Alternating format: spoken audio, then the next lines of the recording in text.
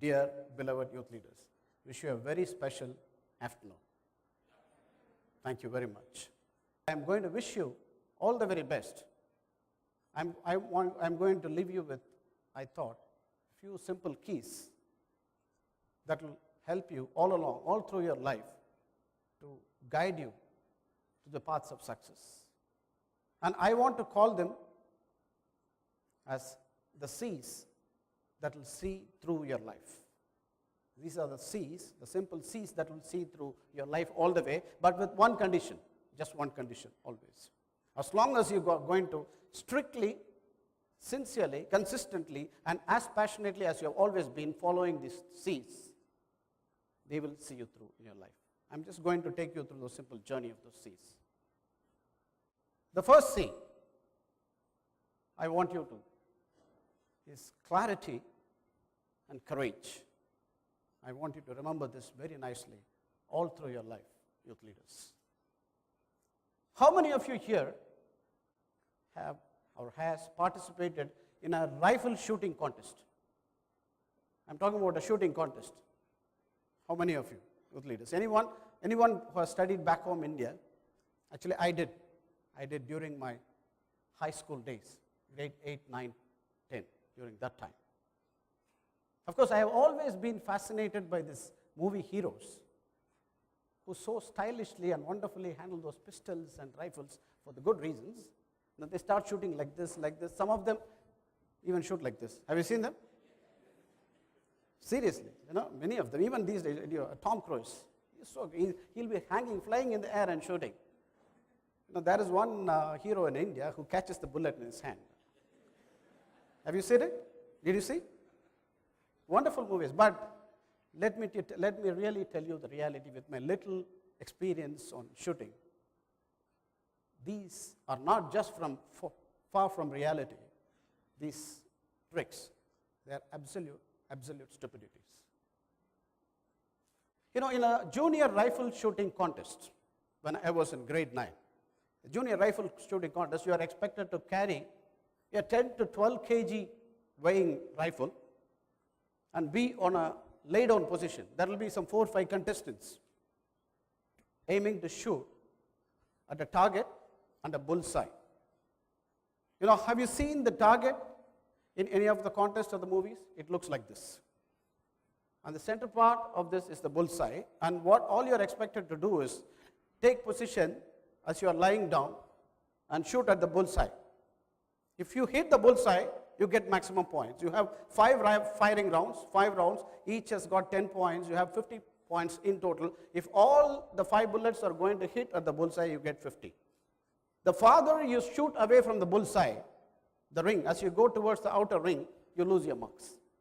Shooting or firing is not just a style or fashionable thing to do like those movie heroes. It is an act of absolute clarity, concentration, and focus. Clarity is what makes targets reachable. If you want to hit the target, you have to start seeing the target very clearly, very closely, and absolutely only the target. When you are firing the target, you are in your zone. When you are in your zone, you forget everything outside your zone. That is the way you can aim and hit at the targets, not only in a firing contest, but in real life as well. What makes you get into the zone of the target? Number 1, clarity, concentration, and focus. Clarity, my dear youth leaders, is the DNA of authentic success and personal greatness. You know, when you talk to those great leaders, you feel that they're as clear as cutting a nice ice cake, slice of an ice cake, without anybody knowing about it. Give them any complicated issue, they just come out with clear opinions. How can we, youth leaders, youth leaders, do it? How is it possible? Very simple thing called being reflective about ourselves. We have to be, can you repeat with me? Reflective, self-reflective about ourselves. And that is a big word. What is being self-reflective? You should look at yourself You should understand your strengths and weaknesses. You have to look at your targets like the way the senior army officer was looking at the bullseye.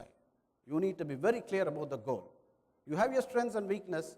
For you to reach the goals, what you need to build in yourself. What is the path you need to lay for yourself?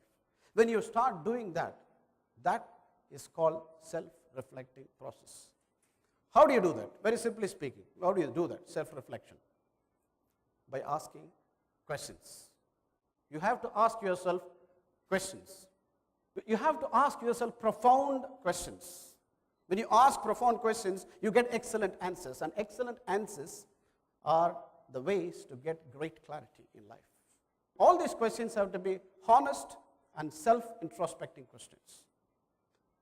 You know what is the problem in asking honest questions? Many of the answers for those questions will be uncomfortable, will put you uncomfortable. That is why you need to have courage, I said. You need to have the courage to face the answers for those questions. Once you start digging yourself into those questions, you will find clarity. Absolute questions, honest questions, self-introspective questions are going to give you clarity, which is very much needed. Many of us keep floating many a times, and we don't know what we are doing. And that is the reason we lack clarity. When you clean the stains of the window and the fears of your eyes, you're going to find a beautiful whole new world out there. And this is achievable only when you're going to have absolute clarity in yourself. Number 2, commitment. Commitment. Commit not to be complacent. This is a great killer, great enemy as during our formative and our young years. As we grow up, we tend to become complacent. After seeing a little bit of success here and there, we become complacent, and that is a great enemy. You have to make an impossibility as a possibility. You have to take those extra mile efforts. What are those extra mile efforts? All of us cross normal miles every day. Like we get up in the morning, we do our things, go to school, come back, and then refresh, play a bit, do some reading, and go to sleep. These are all normal activities. The extra activities are those activities that you did when you attended this 9 weeks of YLP. And the extra effort spent on the extra miles during the extra time are going to give you extraordinary results. Third, very important C, is connection. This life is all about establishing a connection. It's all about relationships. Life is about relationship. Business is about relationship. You know what? We like doing business with people we like.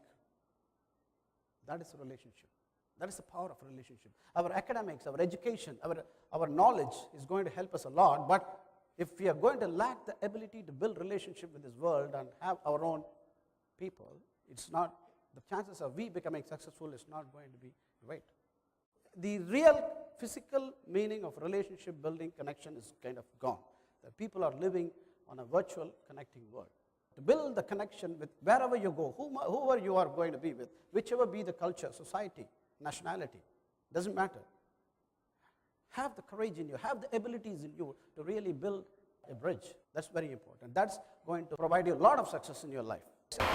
And we all many a times wish that we can make a difference in others' lives. But many a times our wishes are not converted into efforts and results. At least as much as we wish or as much as we want. To be focused on our determined goals. This commitment is going to get us the resources.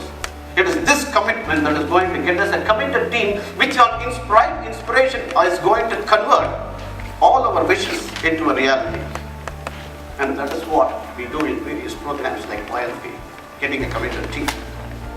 And this 8 weeks of commitments by me and my team made us believe that we can make a difference in others' lives if we seriously want it. Believe me, my friends.